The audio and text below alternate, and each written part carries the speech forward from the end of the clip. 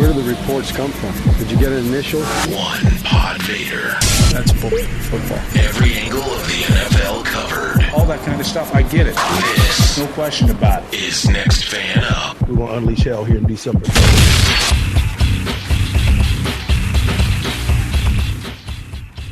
Hello and welcome to SuperFan Friday on the Next Fan Up podcast. Hey everybody, it's PodVader here. Fridays are reserved for SuperFan battles, and this week we've got two of them for you. And you know what?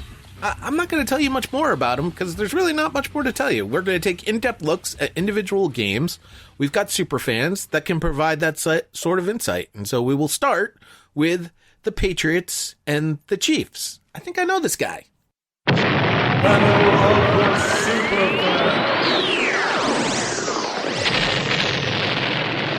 And so I have joined the Superfan Battle Show on Fridays. I don't know where Patrick has disappeared to, but I shall represent my New England Patriots as they head to Kansas City to face Nick's Kansas City Chiefs. I'm sorry, Nick. I forgot. I'm supposed to do it properly. The Kansas City Chiefs. That is correct. Okay, perfect. I'm glad we're on point there.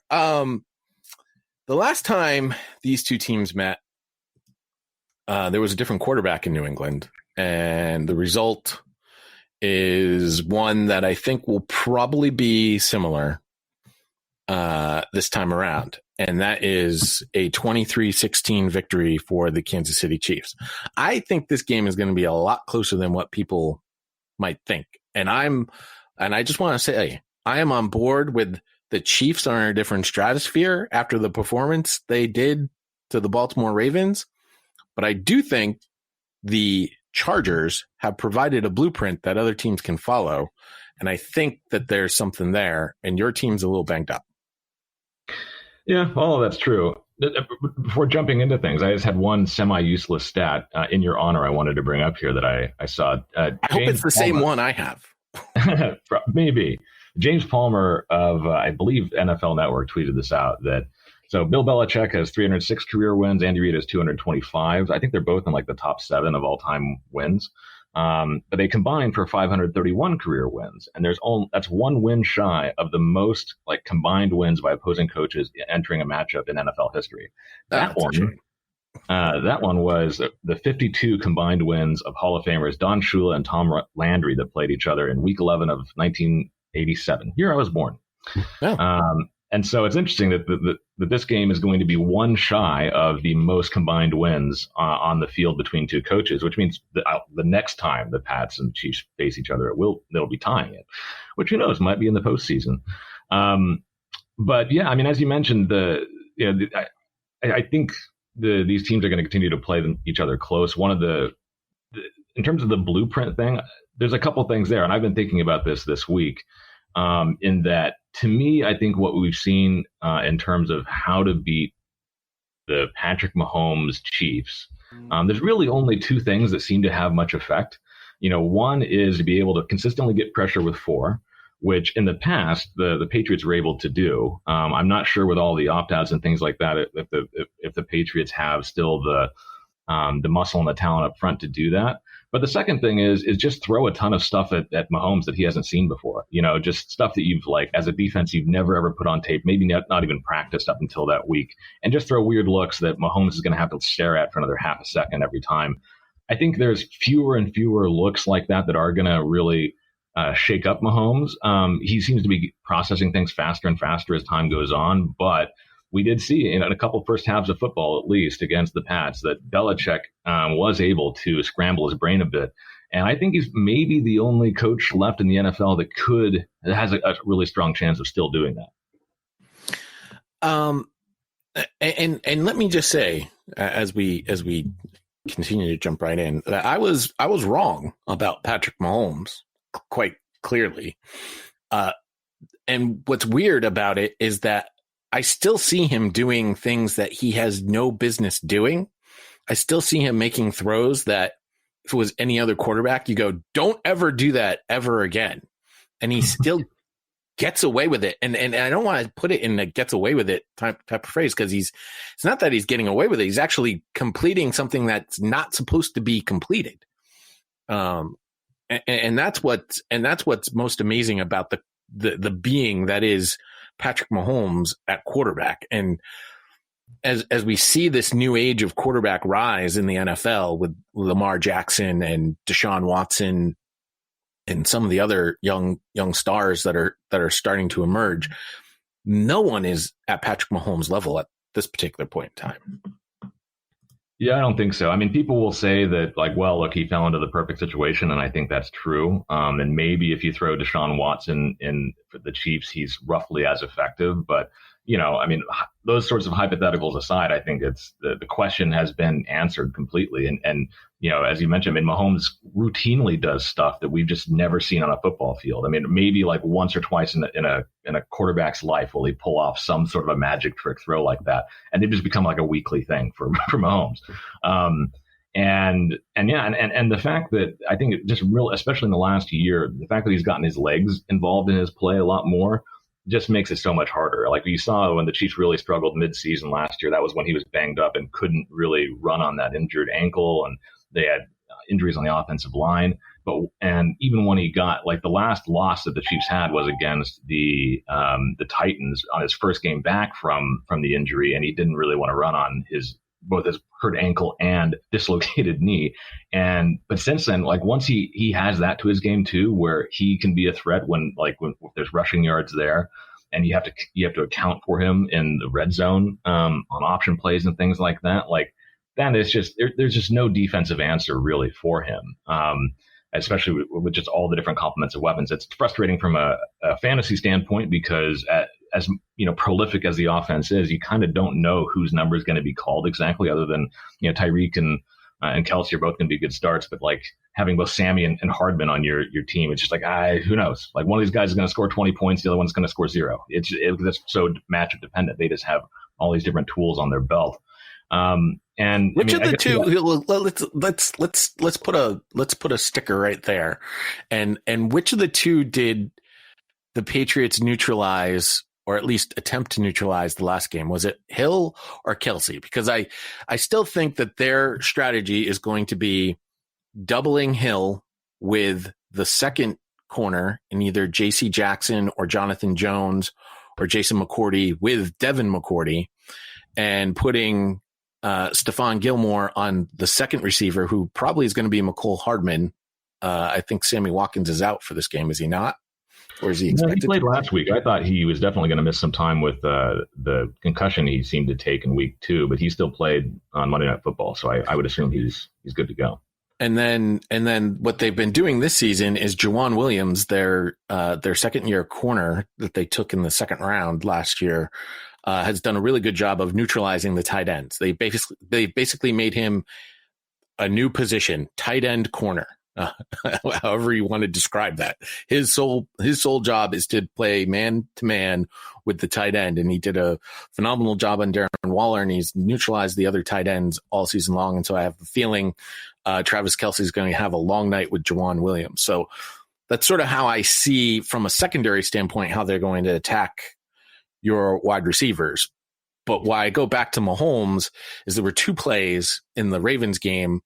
One where he did the fake jump pass, and that, you know, he jumped in the air, pump faked downfield, came back down, ran towards the line of scrimmage, and then threw a pass, which was amazing. And then the other one was the touchdown pass to Tyreek Hill, which the defender literally played everything perfectly to the textbook, and Mahomes literally put it in the only spot that Tyreek Hill could catch that ball, dropping it in like a dime in a bucket. It was quite honestly phenomenal. And that's sort of the way I see things playing out from a defensive standpoint, not even talking about the pass rush yet, because I know you got some injuries on the offensive line that I want to get to too. Yeah, I mean, so I just pulled up the box score from the last meeting. Kelsey led in receptions as sort of as usual. Tyreek had 6 for 62. Sammy had 4 for 50. McCole Hardman had 1 for a 48-yard touchdown. And that was kind of how the breakdown was there, with Kelsey still being the main target. And I mean, Kelsey's essentially the Chiefs' number 1 wide receiver. That's just sort of how they how they structure things in terms of targets. But outside of him, it tends to be matchup dependent. And I could actually see Sammy Watkins having a big role to play in this game. He played well in it seems like all of the matchups against the Patriots the last couple of years, and has been big in the playoffs. And so they tend to turn to him in big games against veteran teams, because I think he has a few more tricks up his sleeve in terms of just the way he plays the corners. Whereas Hardman's still learning that stuff. And especially if the Patriots are looking to try to neutralize Hill and Kelsey, then Sammy's going to be one-on-one. With Stephon Gilmore, the defensive player of the year. Hey, he burnt Richard Sherman in the Super Bowl. So fair, certainly fair. Now, the one area of your offense that does really scare me is the running game. And the only thing that I can sort of even hang my hat on as to how they'll keep things close is your offensive line is super banged up. Yeah. And it's kind of a shame because I think they planned well for it, but you had, Dr. LDT opt out to continue fighting the good fight against COVID up in Canada. You had then they drafted a third rounder, Lucas Niang, to, be some depth there because they struggled with depth last year. He opts out too. And they've since lost Andrew Wiley, who's sort of like the other first backup off the bench. And so, I mean, I think we could actually see some different bodies there in terms of how they move things around. I will say, I mean, the line held up much better than I expected against the Ravens, which, can bring some real pressure and blitz a lot. Some of that is just that, Mahomes is really good against the blitz. But so far that hasn't been too much of a problem. And I think as long as, last year the problem was really the injuries plus Mahomes' injury, but at least Mahomes can get away from the pressure. I think they have a decent chance of holding up. But as you mentioned, I think both running games are going to be big in this game. The Chiefs have never quite gotten good at shutting down the running game. They seemed to do okay against the Ravens, and maybe that was just because the game flow got the Ravens off of their preferred kind of game script because they're chasing a deficit most of it. But the Chargers were able to gash them, and especially passing to running backs. And it looked like the Raiders had quite a bit of success running the ball against you guys last week.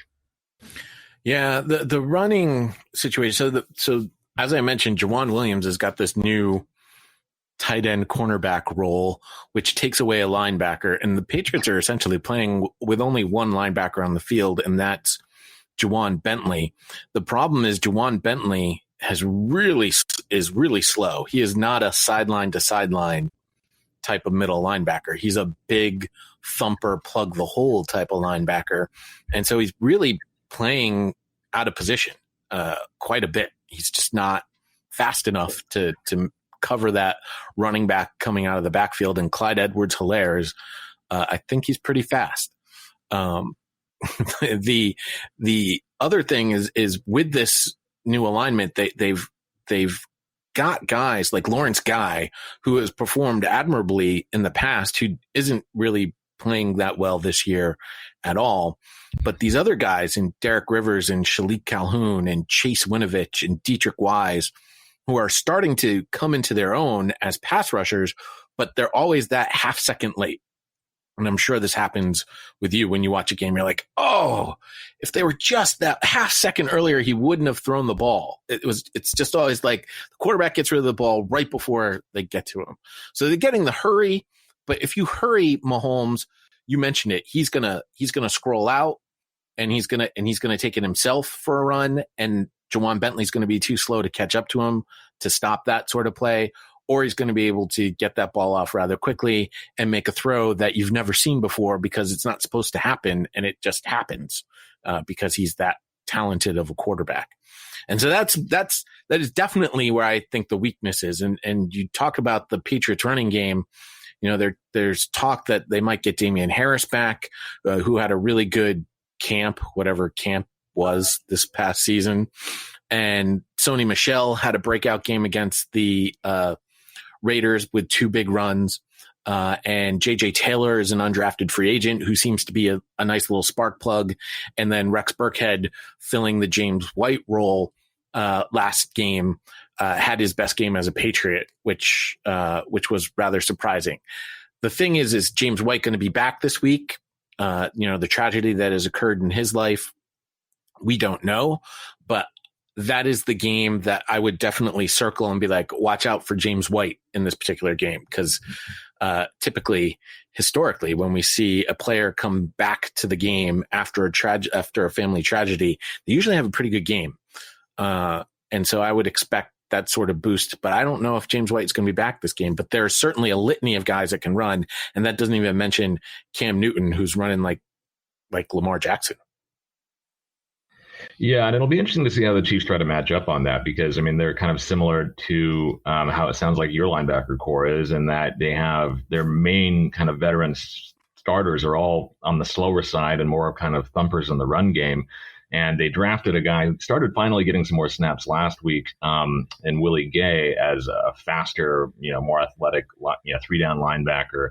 They've been using Ben Neiman, who's a smaller guy, in some spot duty and nickel packages, but he hasn't looked great. And they use Honey Badger for kind of everything, whatever they feel like they need to in any moment. And there's only so many things that he can do. And frankly, I think his best role would probably be trying to cover Edelman a lot of the game for all of Edelman's kind of interior routes out of the slot and things like that. So, it'll be interesting to see how the Chiefs manage to do it. But I think a lot of it comes down to the pace of the game. I think if the Patriots are able to get the Chiefs off the field without scoring 2 or 3 times in a row in the first half, and they're moving the ball well with the running game, kind of as we've seen in some of the earlier matchups, I think that's going to be a much more comfortable game for the Patriots, and it'll cause some problems for the Chiefs. But if the Chiefs get up to some early scores, then I think it's going to be bad. And although I think these teams are more evenly matched than maybe some others do, and that not all the matchups are great for the Chiefs and all that kind of stuff. Once the Chiefs are able to kind of break out and it's a shootout situation on both sides, and their defense can really play to its strength, which is basically, just getting off the field on 3rd and long with really good upfront pass rush and coverage that at least, in zone is going to hold up for at least the first couple of seconds. And frequently that's all you need for, Chris Jones to get there, or Frank Clark. That is where the Chiefs can really start putting teams away. And it may end up being a pretty wide score, even if it's a pretty closely fought game early on. Yeah. If the Chiefs get up by a couple of scores, I don't feel Mr. Inaccurate is going to be able to keep up the same way that Tom Brady was able to keep things close in a shootout style type game. And that's why I think the Patriots are going to rely heavily on that run game like they did in week 1, and it is the old Tom Brady defense. It's the Tom Brady, Peyton Manning defense. Let's keep Patrick Mahomes off the field for as long as possible.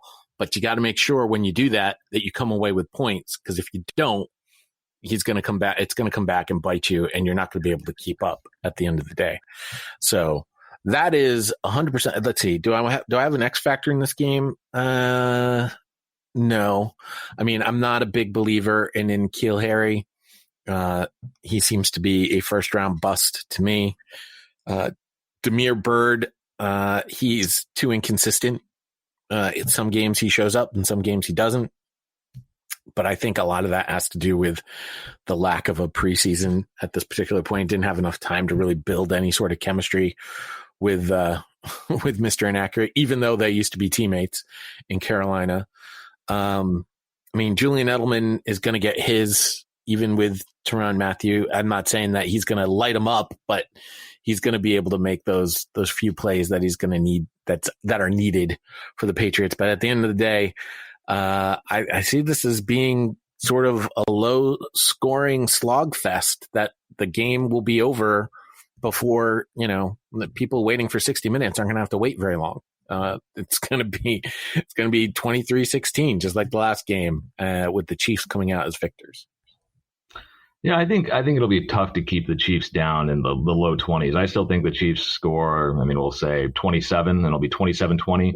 But just to throw out an X factor, I mean, I mentioned him just briefly, but Willie Gay, I mean, he had good snaps against the Ravens, and he provides something that the Chiefs really need. And I kind of, because he was getting really good reviews coming out of camp for whatever it's worth, because there weren't really, many reporters and we didn't have a whole lot of footage and things like that.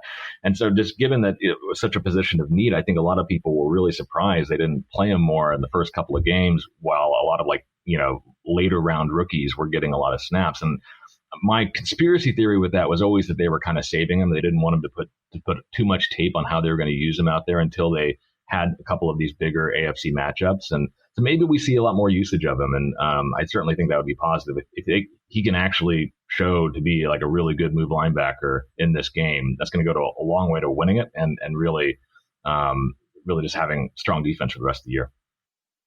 Yeah, I guess I would go back to those pass rushers that I mentioned: Chase Winovich, Derek Rivers, Dietrich Wise. Their job.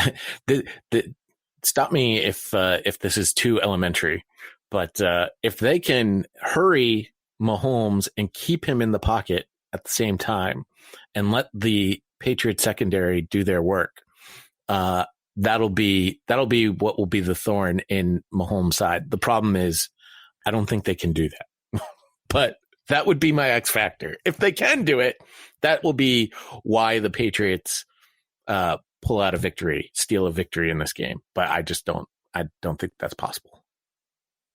Yeah, and I mean the thing is too is even if you're successful with that for a huge stretch of the game, as the 49ers were in the Super Bowl, all it takes is the last 8 minutes of the game for the Chiefs to flip the switch and figure it out. And it can be all over in an entirely different direction. So, we'll have to see. But I think anytime you can get Andy Reid coaching a game against Bill Belichick and vice versa, and these two interesting quarterbacks and interesting offenses, it's going to be fun. Yes, I would say it is definitely a must-watch game. It's not, to me, I don't see a blowout in either direction in this one. And certainly not in the Patriots direction. If that were to happen, my goodness, Mahomes got injured. That's the only way that can happen. Pretty much. Chiefs have never lost by more than one touchdown, more than 7 points with Mahomes at the helm. So, by the way, my totally useless stat was the Patriots are undefeated against teams since 2010 that enter 3-0. Okay. Which is a completely worthless stat that I laughed when I saw it, but I was like, oh, I totally have to mention that. Well, book it then. There you go. All right, Nick, thanks so much, and we'll talk to you down the road. Yeah, have a good one.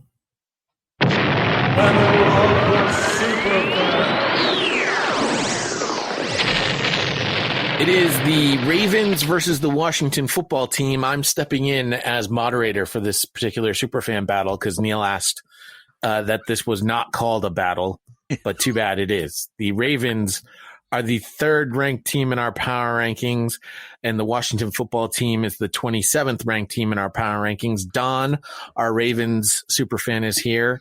Don, how do you feel about the Ravens?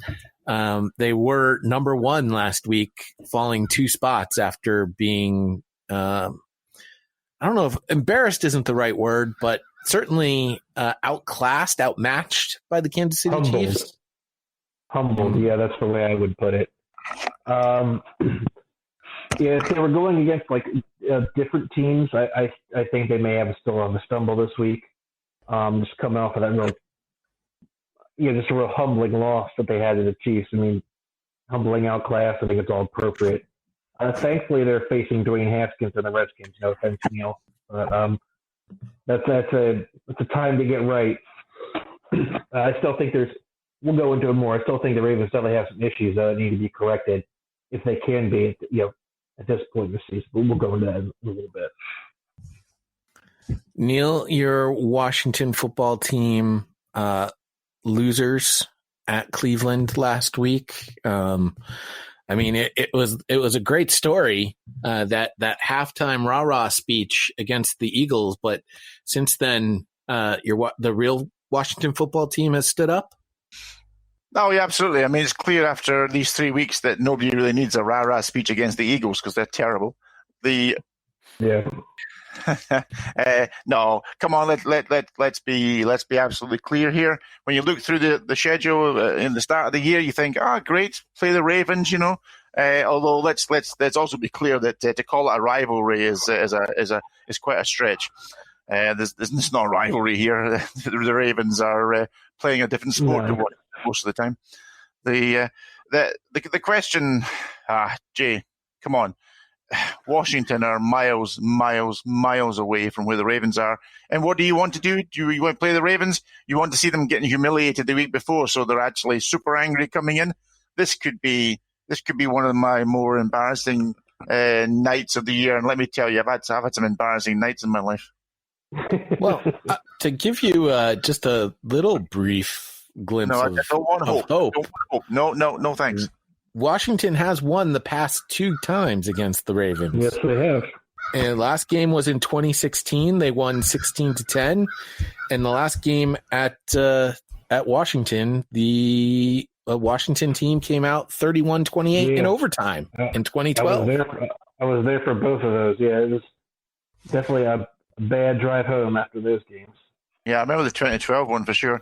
But it was 20. You said 2012. I mean, Ken wasn't born then, was he? By the way, I love the Raven in the background. It adds the perfect ambiance to the SuperFan battle here. Just going to get my shotgun. All right. Well, let's talk. Well, so Don, Lamar Jackson came out passing, throwing quite a bit the first couple weeks, but was limited against the Chiefs. Is that something that you're concerned could be an issue maybe against Washington, maybe further in the future? Can Jackson get back to his passing ways? Yeah, I mean, I still have concerns. The main concerns really come from the interior offensive line. I think they're getting outmatched, and especially they got outmatched against the Chiefs, with Chris Jones really having a heck of a game. Besides having that sack fumble, I mean, he's just a dominating player. So that concerns me. And the Chiefs show that keeping Lamar in the pocket is the key, because he's not quite there to reliably hit, passes over the middle and out patterns and stuff. I think he'll get there, but it's just not quite there yet. The chemistry's not quite there. So that's definitely concerning. I mean, having said that, the Redskins, without Chase Young, Matt Ioannidis is going to be out for the year now. So, the Washington guys are kind of falling off. So I don't see them being nearly as much of a pass rushing threat as the Chiefs were. Yeah, Neil, how is your young rookie Chase Young? Is he going to be a go? No, I sincerely no. He is at practice. He is pulling weights, but he's doing stuff off to the side. He's not actually participating in the reps. So no, I think the smart move, if Washington ever have they ever done a smart move, I'm not sure. The smart move would be to hold him out, because drafting a player like Chase Young with his talent, it's about the long term. It's not about a game against Baltimore when you're 1-2 and they're not going anywhere this year. So fingers crossed they do hold him out. Don's right.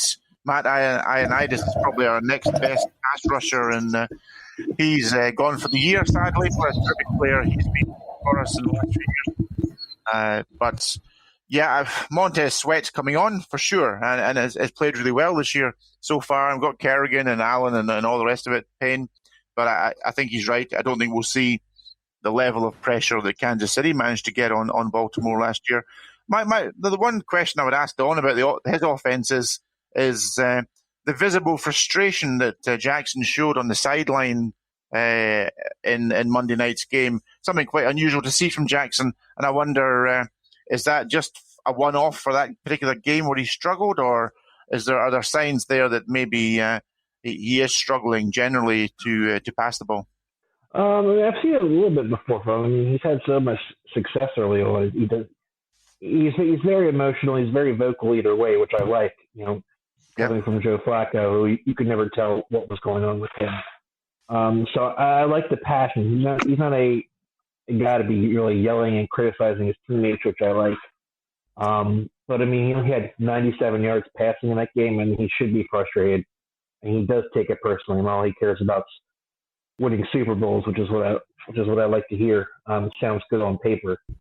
But I think it'll come with time, and I think, like you said, there's still a lot of good defensive linemen left for the Redskins, but with those two key injuries, I mean, I think he's going to have more time. I think he's going to have a rebound game. But man, stick with what works and run the ball. I don't care. Yeah. If the Ravens get down by 7, if they get down by 10, we see what happens. I mean, and the key is to have the lead at halftime. They're 0-6 when they don't have the lead at halftime under Lamar Jackson, and they're 20-0 when they do have a lead at halftime. I mean, run the ball, don't panic, don't be something that you're not. Certainly, looking at Washington's defense so far this season, they're quite hard to pass on. But in terms of running, they're giving up 125 yards a game, and there's been some big runs there, big moments. So if I was the Ravens offensive coordinator, I would be quite happy to see Jackson pass for 97 yards, because I think you'll probably run for a couple of hundred. How about the Washington offense versus the Ravens defense, Neil? Well, it's obviously a high-powered air attack, and we're certainly hoping to break the 150-yard passing mark this week, and that would be a great thing. I mean, clearly, we've all seen Haskins struggle. What will this be? This will be his 10th NFL start at quarterback. He only had like 13 starts in college, so he's definitely a work in progress. The funny thing is, he does show very occasionally that he could be a top-level passer. He's got the arm, he's got the footwork and the accuracy when he wants it. It's just a really frustrating to see him at times, and it's probably the pressure moments where he does still really, really struggle to get off his first read, which is usually Terry McLaurin, and get the ball to other receivers. Now, clearly, Washington doesn't have an array of talent at the wide receiver or tight end position, so he's struggling there. The run game, it's so-so. It's okay. It's not great. And the offensive line, again, has struggled. Obviously, Trent Williams now is gone, even though he didn't play last year either. And we're starting our young guys in the offensive line, and with Brandon Scherf now on injured reserve. It's a struggle, Jay, and you can see it when they play. There's no real fluidity to the unit as a whole. They don't move up and down the field as a unit. It's very much plays here and there. So yeah, shut down Terry McLaurin, and you probably shut down Washington. But having said that, not many teams have managed to shut down Terry McLaurin. What if you brought in old one leg at quarterback? I don't think that is. I don't. We've got Allen, we've got Smith. And we've got our guy in the practice squad in Haskins. I think if you played any of them, you wouldn't see a huge amount of difference, to be honest, Jay. I think the defense is reasonably good for Washington, actually. It's not too bad. It's certainly at least middle of the road in terms of the league, if not higher. But the offense it's miles away. They're 4, 5, 6 players away from having a half decent offense in total. So I don't think, honestly, Jay, you could stick in Russell Wilson to that offense, and yeah, it'd be better, but I'm not sure it would be a whole lot better. Really, it's poor across the board. Just a deficit in talent. Don, even allowing 34 points against Kansas City, your defense overall is only allowing 18.7 points per game. Is there any hole that Washington can exploit? If Dwayne Haskins can figure out the Ravens can't get to anybody with just rushing 4 guys. I mean, this is going back since last year, and they never really addressed. I mean, they addressed it with Simon Calais Campbell and Derek Wolfe, but they really haven't produced much in the pass rush game, which is not terribly surprising, but it was a hope. They can't get there with 4, so they're going to be coming with it's the highest blitzing team in the league. So they're going to be coming from all different directions. If Haskins can find the one-on-one matchups, especially a tight end or a receiver over the middle, I think that's where he's going to be able to do his damage. I mean, say if Humphrey or Peters, say if Humphrey specifically lines up on McLaurin all the time, I think it's going to be a tough matchup for him. I don't see any other Redskins receivers really breaking out and doing damage personally. I mean, The Ravens' run defense is improved. It's not as great as I want to be, but yeah, I mean, I don't understand why the Redskins aren't using Antonio Gibson more, because it seems like he's. I mean, just a little bit of that I've seen of him. I like him a lot. Stop giving it to washed-up guys like Peyton Barber. 2 yards in the cloud of dust. Let the young guy play. Get more snaps, get more touches. The issue there currently with Gibson is purely pass blocking. You guys have a score prediction?